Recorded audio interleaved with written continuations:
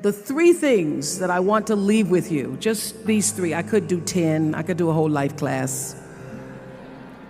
But just these three things will carry you if you let them. First and foremost, knowing who you are. Knowing who you are.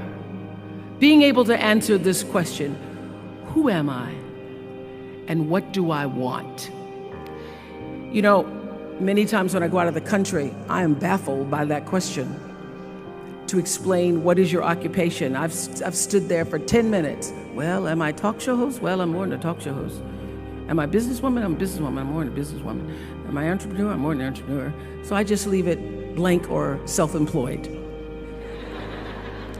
So I'm not asking for the roles that you play as daughters. I'm not asking that question. What are the roles that you play as a daughter, as a friend, as a sister?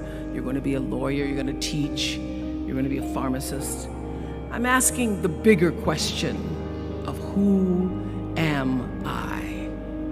Who am I really? My answer is I am God's child.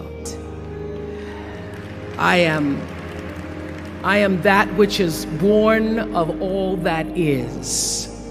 I am, as Pierre de Chardin said, a spiritual being having a human experience, come trailing the breath of the ancestors yet, but trailing the breath of the angels. And understanding that because I am connected to the source of all that is possible for me. That's who I am. And what do I want? I don't want to just be successful in the world. I don't want to just make a mark or have a legacy. The answer to that question for me is I want to fulfill the highest, truest expression of myself as a human being. I want to fulfill the promise that the Creator dreamed when He dreamed the cells that made up me. Number two, you must find a way to serve. Martin Luther King said that not everybody can be famous, but everybody can be great because greatness is determined by service. Now, we live in a world where everybody wants to be famous and where we admire people for just being famous. We think being known brings us value. The truth is, all of that will fade in time. In 3 years, you won't be able to name the housewives of Atlanta. The real truth is that service and significance, service and the significance that you bring to your service is that which is lasting. So to be able to, whatever your occupation or job or talent or gift is, our honorees today getting doctorate degrees, to apparently opposite fields, HIV and AIDS and the spoken word.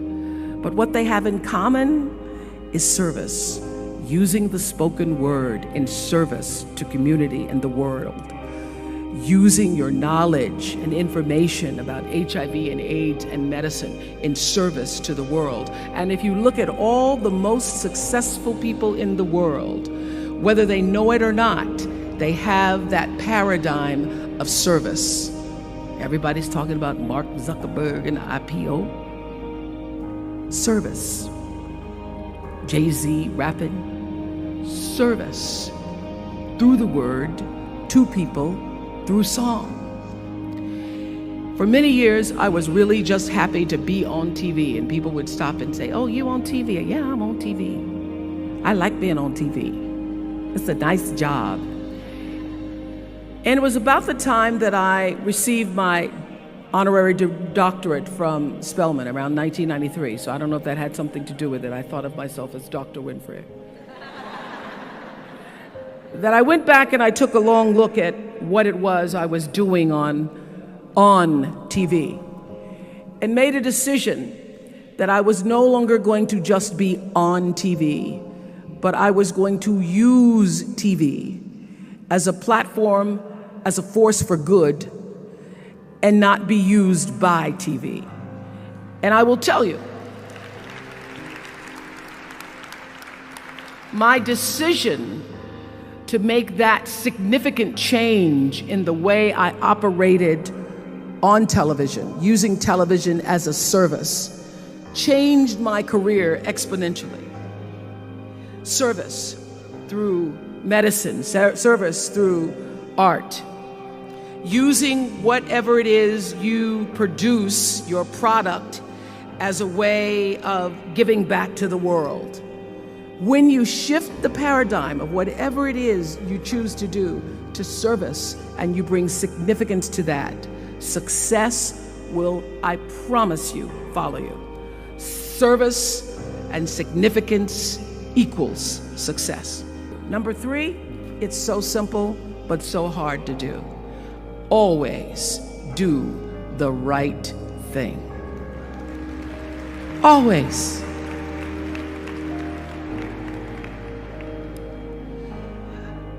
Be excellent. People notice. Think of how you notice. You go to Taco Bell, somebody gives you an extra napkin and some sauce. You notice. You want to go back to that person, because even at Taco Bell, excellence shows itself. Be excellent. Let excellence be your brand. Everybody talks about building a brand. I never even knew what that was. When people would say, you're a brand, I would say, no, I'm just Oprah. What I recognize now is that my choice to, in every way, in every example, in every experience, to do the right thing and the excellent thing is what has created the brand. Years ago, I did an ad for Revlon for an ad they were doing called Unforgettable Women. And what I know is that when you are excellent, you become unforgettable. People remember you. You stand out. Regardless of what it is, you become an unforgettable woman. And that is what we all want. We want to be unforgettable and not forgettable. So doing the right thing, even when nobody knows you're doing the right thing, will always bring the right thing to you. I promise you that. Why? Because the third law of motion is always at work. For every action, there's an equal and opposite reaction. That is so true in all of our lives. That's what Newton said. Celia in The Color Purple said it. Everything you even try to do to me, already done to you. So you don't have to worry about revenge or getting back at somebody, making sure they pay. You just have to do the right thing, and the right thing will follow you even when people don't support it. People don't always like you, and they're not always happy for you. And if you surround yourself with people who are not accustomed to your success, they become fearful, they become scared, because you are reflecting back something to them that they don't recognize. Now, they're not going to say, you know, I'm very fearful, because you're reflecting back to me something I don't recognize. They're going to say, you know what they're going to say? They're going to say, who she thinks she is. Who she thinks she is. That only happens when you are around people who do not mean and want and aspire to the best for you. People who want the best for you want you to be your best. So my greatest advice to you is to surround yourself with people who are going to fill your cup until your cup runneth over. So when people say you're so full of yourself, you can say, yeah.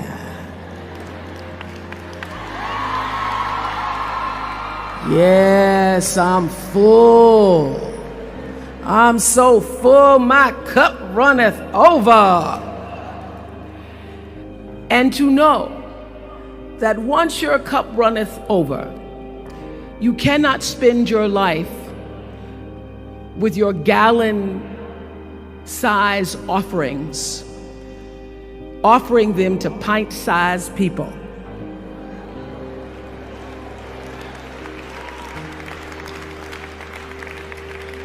You have got to surround yourself with gallon-sized people who can hang in the same company with you, so that you're not offering your gallons to those little pints out there who can't hold it anyway. Choice to Change the World. I love that song. I love hearing you all sing that song. And what I know for sure is that the biggest choices begin and end with you, your internal big questions. Who do I want to be in the world? My relationship to source energy, to all that is God. I'm not talking about what you believe in God. I'm talking about your experience of that which is all life, which is divine and universal. I'm talking about the big deal. Being connected and aligned with that. When you are tuned in and charged into that, whenever you feel empty, you go inside yourself and you connect to the source, and you know that all things are possible. To know that, and to choose to do the right thing in service and significance, I promise you, you will create a vessel of service for yourself first, because you have to honor yourself first. You have to give to yourself first, otherwise you have nothing to give away. You will create a vessel for yourself, for your family, your community, and the world. And those three things will not only lead you to a blessed life. I stand as a witness. My life is so blessed, I can't even take it in sometimes. It will lead you not just to a gifted life and a rewarding life that fills you up, but a sweet life. That's what you want. You want the sweetness. You want it to be so sweet, so that even when the storms come, and they will, you'll know, this too shall pass. This too shall pass. The storm is passing over, and you shall not be moved, because you know who you are.